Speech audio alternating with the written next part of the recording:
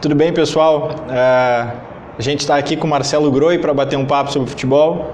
Marcelo, obrigado pela presença. Deixa eu começar te perguntando o seguinte, cara.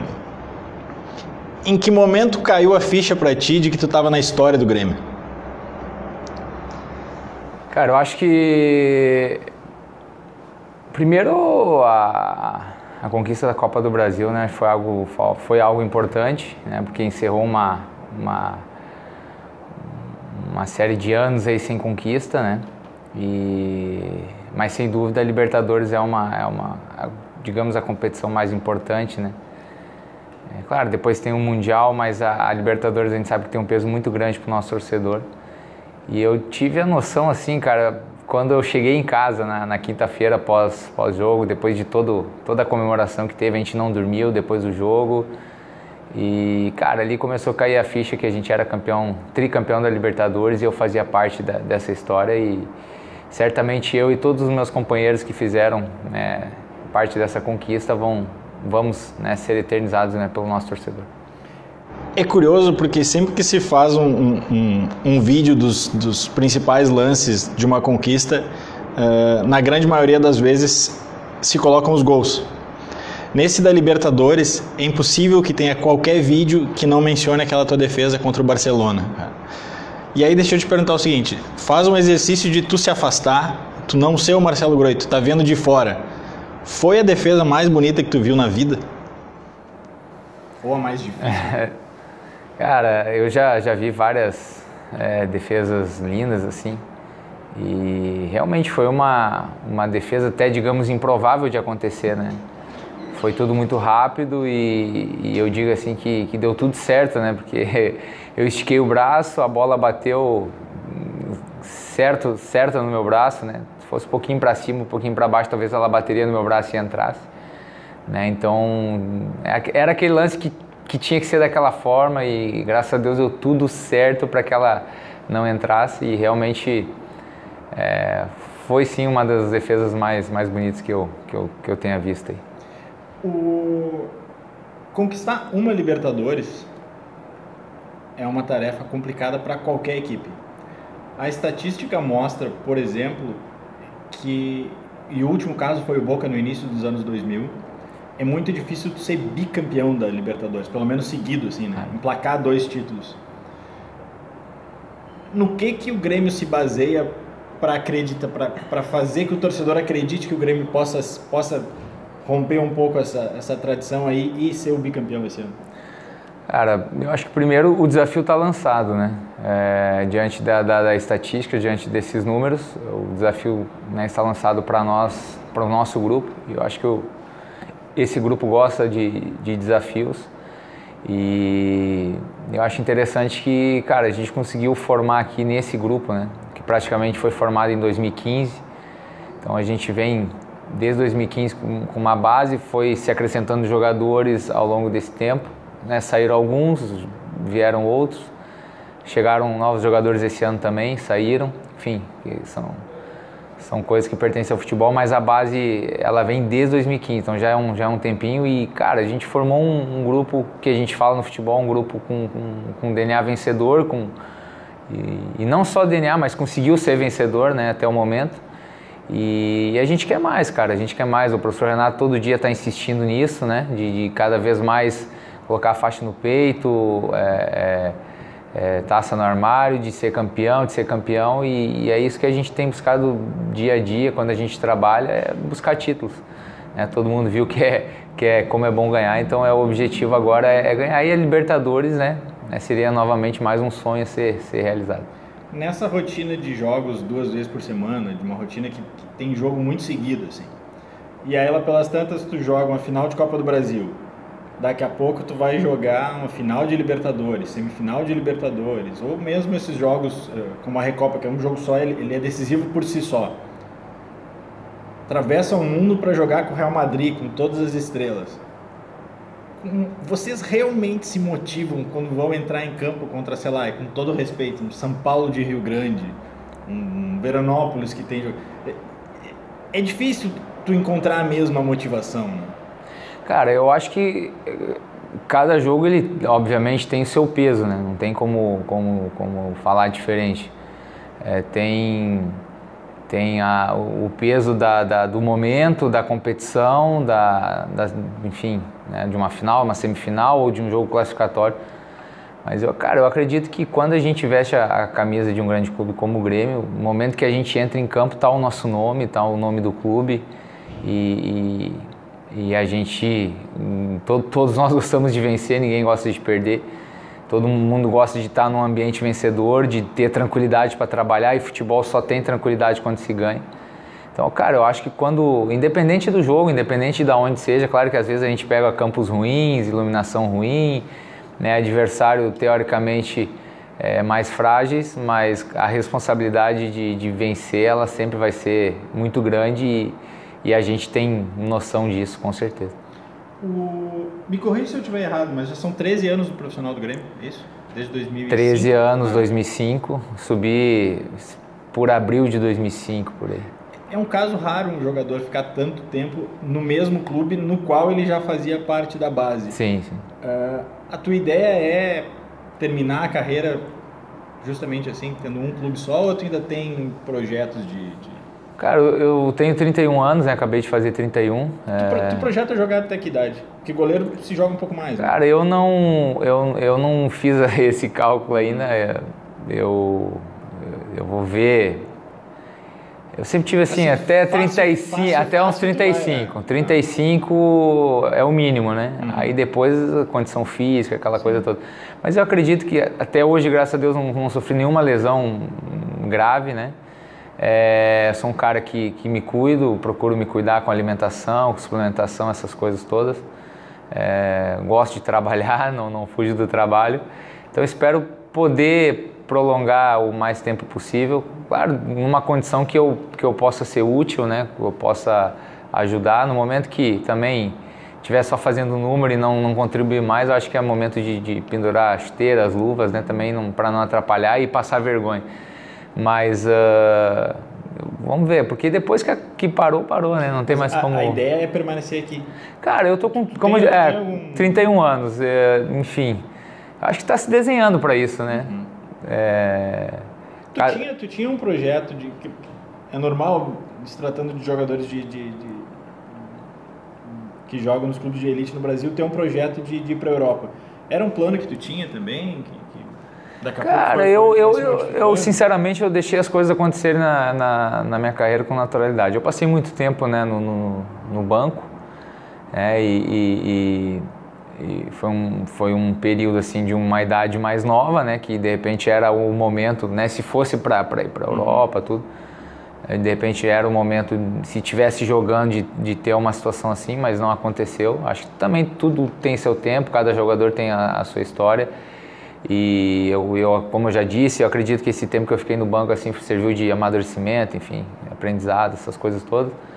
E cara, essa situação também de ficar apenas no Grêmio, acho que foi acontecendo naturalmente, né? Eu tinha um sonho de ser titular do Grêmio e graças a Deus consegui. Mas de ficar assim a carreira toda, eu acho que foi acontecendo naturalmente, não planejei isso. Mas é uma coisa que me agrada muito, né? Vejo a história do Marcos, do Rogério Ceni, que foram goleiros que tiveram uma história vinculada apenas, né, São Paulo e Palmeiras e São Paulo, respectivamente. Então, é uma situação que me agrada. Cara, se eu conseguir fazer isso na minha carreira, serei realizado profissionalmente. Quero entrar quero te fazer duas perguntas fora um pouco do âmbito de futebol, mas quero encerrar essa parte do futebol te perguntando o seguinte: Quantos tu queria esganar quando aquela barreira abriu?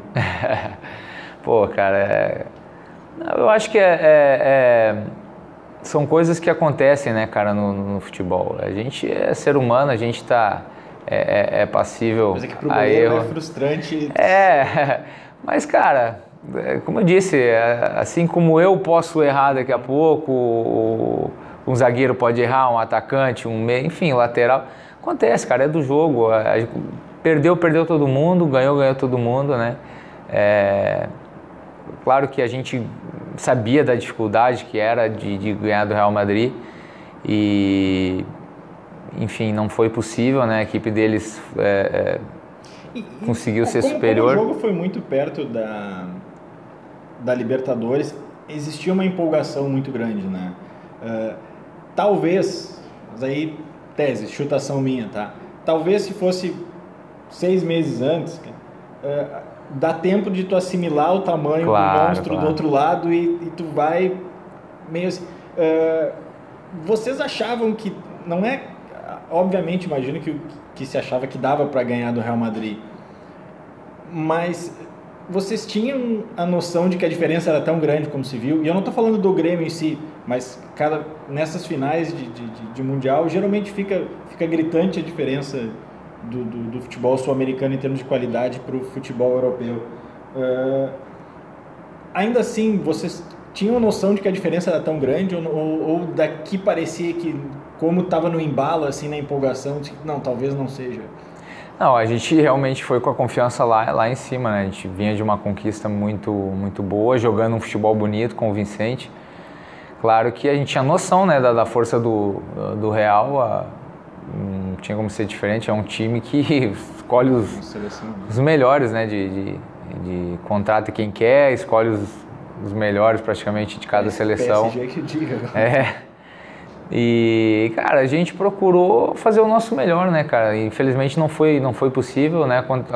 Tomamos um gol nessa situação, né? Talvez, de repente, a chance que a gente tinha de ganhar era tentar levar o 0-0 ali mais pro final do segundo tempo, de repente numa escapada, numa bola parada a gente conseguir fazer o gol, ou até mesmo uma prorrogação.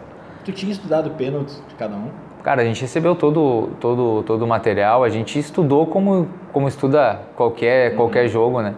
E então a gente analisou, a gente olhou o jogo do Real Madrid na semifinal, né?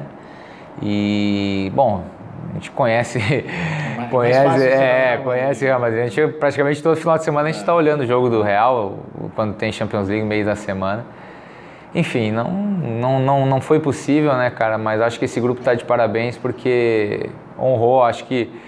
E o mais legal, quando terminou o jogo, a gente foi saudar o nosso torcedor lá, a gente foi aplaudido e a chegada aqui também mostrou, né, o respeito que o torcedor teve por esse grupo.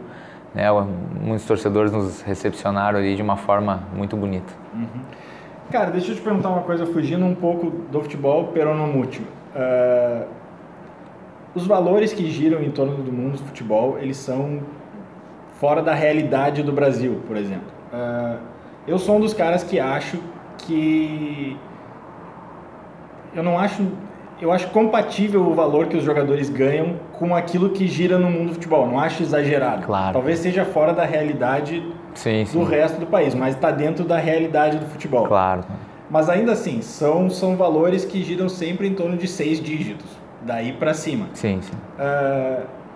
Vocês têm noção de que vivem num mundo diferente da maioria das pessoas? E como é que é esse outro mundo, assim, onde... até por questões de segurança, por questões de economia, sei lá, como é que é? Vocês têm noção de que é outra realidade? Cara, eu acredito que nós somos, né, privilegiados, né, de poder estar no futebol, porque... nos dá essa condição, né? Claro que quando se fala assim de futebol parece que, né, todo mundo ganha que nem o Neymar, né? Uhum. Todo mundo ganha que nem ganhou o Ronaldinho, o Ronaldo, e não é bem assim, né? Principalmente quando você sobe da base, claro, em relação de repente a uma pessoa, né, fora do futebol, ainda assim é um ganho muito maior, mas... Não entra nem Neymar. Neymar você vai fazer as contas... R$2 por segundo. Fora da realidade, né? Mas às vezes as pessoas olham, né, e colocam o jogador, né, nesse bolo, e não é bem assim.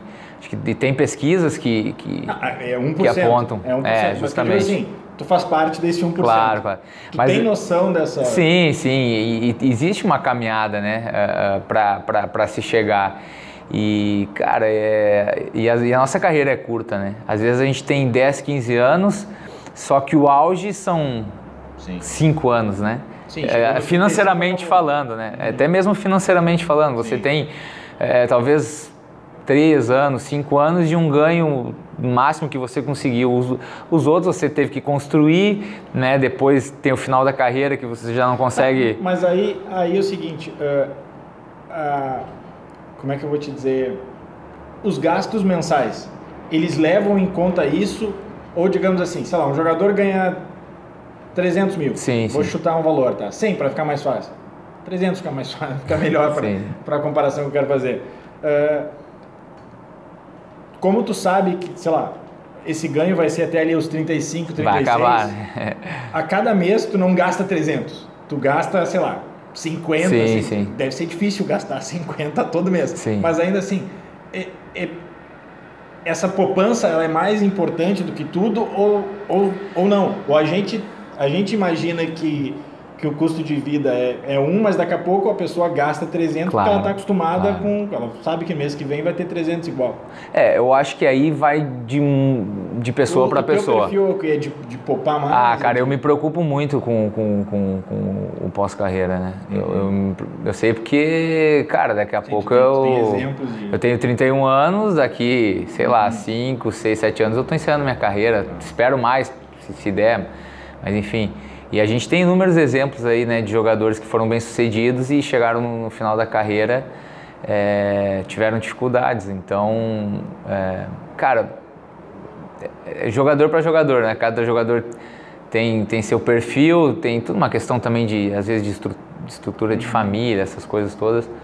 E, cara, e às vezes a gente, né, como mais velho, assim, e outros jogadores aqui, às vezes a gente vê a gurizada que está subindo, né, gastando, né, mais do que aquela coisa, primeiro já compra o carro, né, primeiro já compra o carro, um carro às vezes mais do que a condição permite, então a gente vai aconselhando assim, né, cara, porque realmente a nossa carreira é curta, às vezes tem um ganho bom, né, acima de uma pessoa assim fora do futebol, mas é curta e claro que... E o problema, cara, que eu vejo assim, a gente comenta assim, às vezes a gente, terminou a carreira. Se a gente não continuar no futebol, o que vai se fazer, né? Muitos não... Sim, é uma questão... Não tem um preparo, até mesmo não estudou, né, para seguir uma outra área, né? Então... Tu pretende seguir o quê? Pelo visto, tu pensa bastante nisso, né? Cara, eu... Não sei, assim, se eu vou continuar no futebol. Hoje... Tem alguma outra área que te atrai? Cara, de repente algo, empreendedorismo, assim, alguma coisa, não sei o que, mas montar alguma coisa e tentar pelo menos ter aquela coisa, segunda a sexta trabalhar, final de semana estar em casa, né? Mas não sei, cara. Eu vejo, assim, alguns jogadores que terminaram a carreira e passaram um tempo assim fora do futebol e depois retornaram falando que não consegue viver longe. Acho que é difícil, né, cara, viver longe do futebol. Não sei, cara, vamos esperar chegar mais perto assim para tomar uma decisão em cima disso. Para encerrar, Marcelo, e aí sim, totalmente fora do futebol. A gente vive um momento bastante, vamos dizer assim, particular do país. Como jogador, tu acha importante o jogador se posicionar? Eu não falo em termos político-partidários. Sim, claro. Mas tu acha importante o jogador se posicionar em relação a tudo que está acontecendo aí? Que é aquilo que a gente conversava antes de iniciar a gravação. Se passa uma imagem de que o jogador é alienado, mas na verdade não se pergunta de outros assuntos para os jogadores, claro, que não... Como é que está a preparação para a partida, como é que foi o jogo, como é que vai ser o próximo jogo. Como é que tu tá vendo tudo que está acontecendo no país? Como é que tu te posiciona em relação a isso? E se tu acha importante que o jogador, já que tem uma abrangência muito grande, uma influência muito grande sobre o público, como é que tu acha que deve ser esse posicionamento? Cara, eu acho válido, né? Acho que no momento que você defende o país, né, sem, como você mesmo disse, sem defender partido A ou B, você está defendendo o país, nós somos brasileiros, né? E, cara, eu vejo com muita tristeza, né, tudo que está acontecendo. Infelizmente, isso retrata, assim, a ganância, né, das pessoas, né? E, cara, a gente tinha e tem tudo para estar num dos melhores países do mundo, né? O Brasil é um país que tem tudo, que planta, que, enfim, produz, tem um alto astral muito bom, as pessoas receptivas, tem turismo, enfim. E, cara, a gente tinha e tem, como eu disse, tudo para estar num dos melhores países do mundo, né? Não tem catástrofes assim naturais, dificilmente acontece, né? Enfim, infelizmente, né, aconteceram muitas situações que enfim, desvios, essas coisas todas que poderiam de repente, né, ser revertidas aí para umas estradas melhores, saúde, educação. Mas também eu vejo que o Brasil tá vivendo um outro momento. Acho que é o momento se tem que ir agora ou não vai nunca mais, né, cara? Não tem outro jeito. Então, tá se colocando na cadeia pessoas que se entende que fizeram algo de errado. Então, cara, esse é o momento dessa virada, de acabar esse negócio que o malandro no Brasil é o mais inteligente, né? Acho que não pode ser dessa forma. Então, as pessoas que erraram têm que ser punidas, né? E que daqui para frente, assim, as pessoas que estiverem no poder, né, possam pensar antes de fazer alguma coisa errada, né? E reverter, cara, todos os impostos, as coisas todas para o nosso bem, né? Obrigado. Valeu, cara.